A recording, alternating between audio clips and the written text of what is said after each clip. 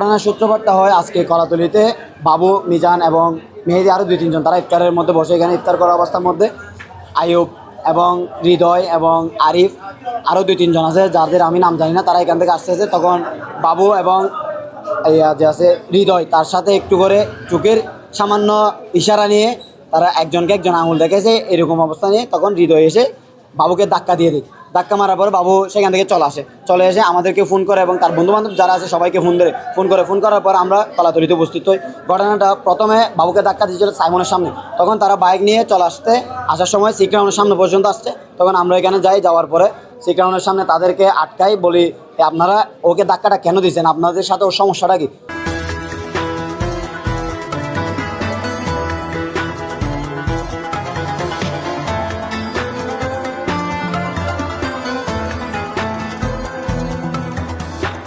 এটা হলো আমাদের এখানে আমার বাসার সামনে একটা রাস্তা নিয়ে ঘটনা, গাড়ি পার্কিং নিয়ে। এটার পর ওনারা 10-12 জন গেছিলো। 10-12 জন পর যাওয়ার পরে আমি তারা এদার করছে একটা হাসপাতালে সামান্য একটা বিষয় দিয়েছি। ওই যারা এখন আমাদের আমাদের এলাকায় থাকে ওদের জন্য ওনারা বাচ্চাদের গুন্ডা নিয়েছিল ওদেরকে। তারপর আজকে যাতে বাচ্চারা সিঙ্গেল বাসে বাচ্চারা কলাতুলি বেঁচে মেরে আমার দুমাত্র নিয়ে যায়, সুরদুরি মারি, ওখানে ফেলে রাখছে। এখানে আমরা লোকজন ওনাকে উদ্ধার করি হাসপাতাল আনার সময় এখানে এক দফা মারছে। ও তো আপনাদেরকে কিছু করে না, কেন ধাক্কা দেবেন?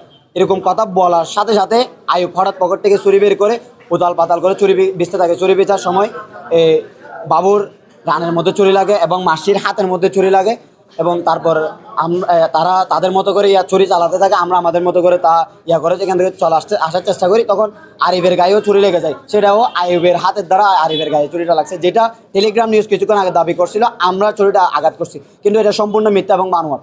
তখন তারা তাদের মতো চলে আসে, আমরা আমাদের মতো চলে যাই এবং বাবুকে কিছুক্ষণ পরে ট্রিটমেন্টের জন্য হাসপাতালে আনার চেষ্টা করি। আমরা হাসপাতালে আনার পর আমরা হাসপাতালতে ঢুকতেও পারি না, হাসপাতালের গেট পর্যন্ত আসছি। আর এই হাসপাতালের বেড থেকে হঠাৎ ছুটে এসে আবার পাল্টা আমাদের উপর ছুরি আঘাত করে, তখন 2জনকে ছুরি আঘাত করা হয়, একজন গুরুতর অবস্থায় হাসপাতালের মধ্যে ভর্তি রয়েছে। তো আমার একটা প্রশ্ন হচ্ছে, টেলিগ্রাম নিউজ দাবি করছে যে আরিফকে ছুরির আঘাত করা হয়েছে। আরিফকে যদি ছুরির আঘাত করা হয় তাহলে আরিফ হাসপাতালে ভর্তি থাকা অবস্থায় আবার বের হয়ে কেমনে আরেকজনকে ছুরি মারতে পারে? এবং তারা বলতেছে চিটাগাং রেফার করা হয়েছে। আমি বলবো সম্পূর্ণ এটা একটা বানোয়াট এবং তাকে এখান থেকে তারা চিটাগাংয়ের নাম দিয়ে এখান থেকে হাসপাতাল থেকে বের করে নিয়ে গেছে। এখানে ছুরি নিয়ে সবার আঘাত করতে মিজানকে এখানে ছুরি মাত্র কয়েকটা, মিজান খুব গুরুতর আহত উনি এখন।